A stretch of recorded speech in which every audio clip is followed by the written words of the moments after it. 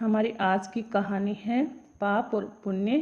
वेद व्यास और एक कीड़े की कथा। एक बार की बात है, भगवान व्यास जी कहीं जा रहे थे तो रास्ते में उन्होंने एक कीड़े को बहुत तेजी से भागते हुए देखा। व्यास मुनि ने उस कीड़े की भाषा में उसी से पूछा, क्यों भाई, तुम इतनी तेजी से क्यों भागे जा रहे हो? तुम पर क्या विपत्ति आने वाली है? तो कीड़ा कहने लगा, हे मुनीश्वर, मैं इसलिए भाग रहा हूँ, एक बहुत बड़ी बैलगाड़ी इधर ही आ रही है, कहीं वह मुझे कुचल ना दे, इसलिए मैं अपने प्राण बचाने का प्रयास कर रहा हूँ। अपने प्राण तो सभी को प्रिय होते हैं ना देव।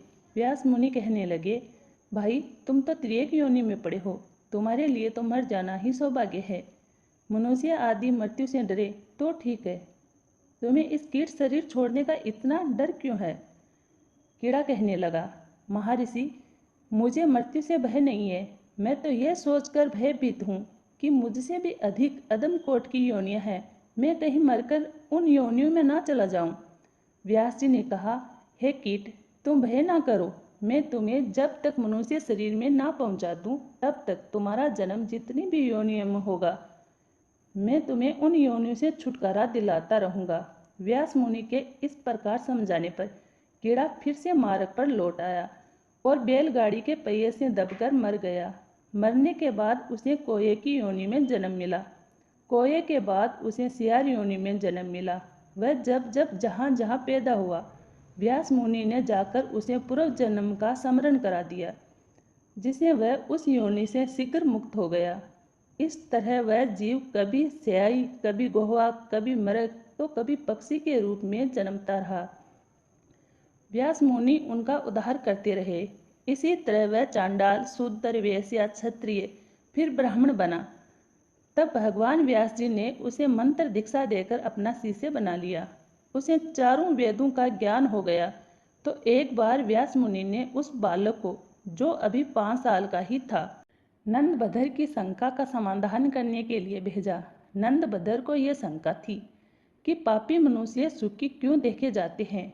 तभी उस बालक ने नंदबदर के प्रश्न का समाधान इस प्रकार किया, जो कि उनका प्रश्न था कि पापी मनुष्य सुखी क्यों रहते हैं।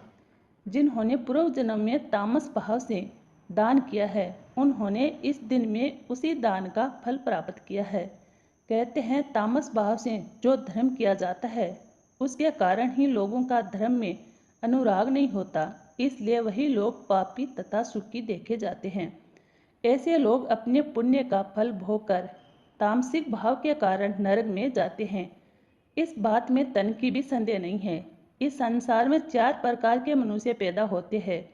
पहला वह जिसके लिए इस संसार में सुख दुर्लभ है पर परलोक में नहीं। दूसरे वो जिन्हें परलोक में सुख मिलता है पर इस लोक में नहीं। तीसरे वो होते हैं जो इस लोक में भी सुखी रहते हैं और परलोक में भी। चौथे वो होते हैं जिन्हें ना इस लोक में सुख है और ना ही परलोक में। जो लोग पिछले किसी पुण्य से इस लोक में सुखी रहते हैं, वह इस सुख के आनंद में नए पुण्य पार्जन नहीं करते। उनके लिए वह सुख केवल इसी लोक में रहता है, परलोक में नहीं मिलता। कुछ लोगों के पूर्व जन्म के पुण्य तो नहीं होते, पर वह तपस्या करके नए पुण्य पार्जन कर लेते हैं।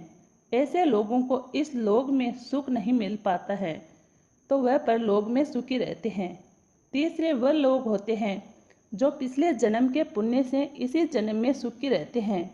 इस जन्म में नए पुण्य पार्जन भी कर लेते हैं, जिसके कारण परलोक में भी सुखी रहते हैं। ऐसे मनुष्य तो बहुत कम होते हैं जो इस लोक में भी और परलोक में भी सुखी रहते हैं। चौथे वह लोग होते हैं जिनका पिछला भी कोई पुण्य नहीं है और आगे भी कोई पुण्य पार्जन नहीं करते, इसलिए वह लोग यहाँ भी दुखी रहते हैं और परलोक में भी दुखी रहते हैं।